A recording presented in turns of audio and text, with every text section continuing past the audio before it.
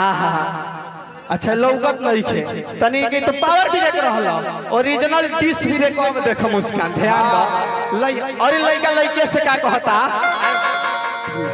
कि चढ़ली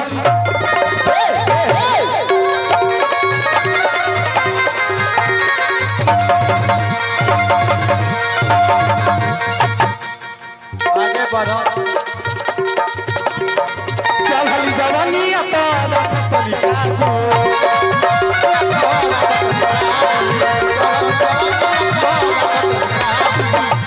अच्छा है देखिए साक्षात कृष्ण भगवान हाय मनीष भैया के भतीजा एक बार कृष्ण जी खातिर जोरदार बोलिए माखन चोर बांसुरी वाले की ना ना मजा नहीं खाबो जेकरा भी कृष्ण जी से प्यार बा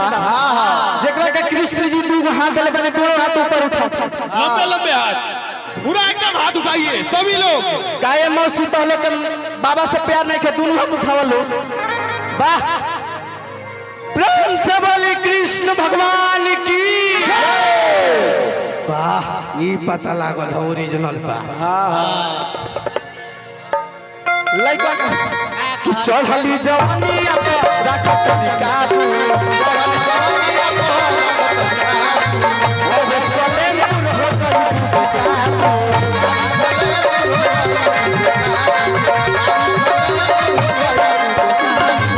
और लइका का कहता जिन्स छोड़ के पेन हो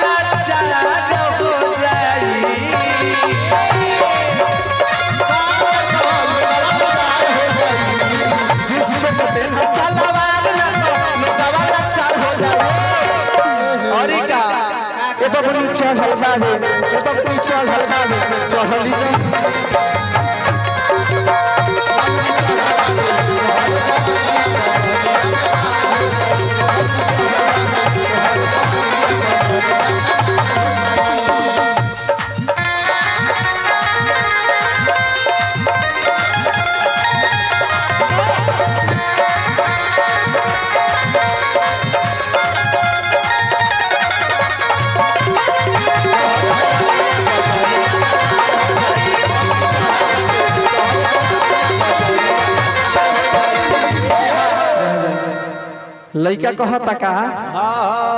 कि शादियों करे से करे के मन बा कि हईसले तुर के लइका पसंद बा तो लइका कहता कि एगो लइकी बसल बिया मन में कि जब संगे पढ़े ट्यूशन में अच्छा आई आदरणीय हमरा गुरुजी के तरफ से बड़ा आशीर्वाद अच्छा आई गोलू भैया पूरा टीम के तरफ से पुरस्कार देने हार्दिक अभिनंदन स्वागत और आदरणीय हमरा गुरुजी के तरफ से बड़ा आशीर्वाद आई चरण में कोटि कोटि नमन आशीर्वाद के दरकार रही और 1 मिनट खातिर आ जाए 1 मिनट खातिर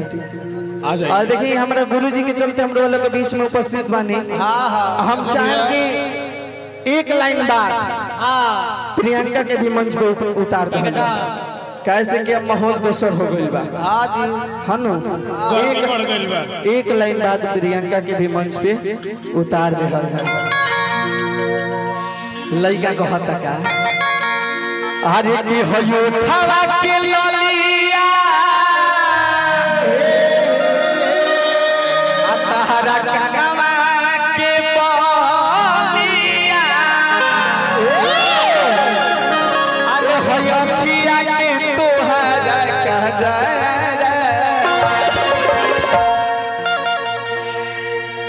कि हो धन अरे पागल बनवली बा अरे नाकी के नथुनिया अरे है सिनेमा के तहरसी कहे लगा अरे कि हम पिया तू हम पिया अरे तो मुंड बनाइली होला कि हम पिया तू पिया मुंड बनाई है हाथ चल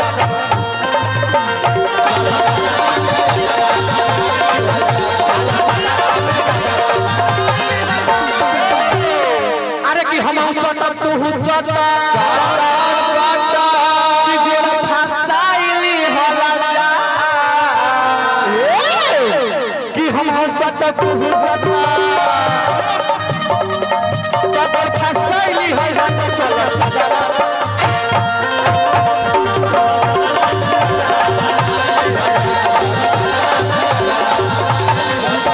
लेकिन एक म्यूजिक के गमाई अरे मोनी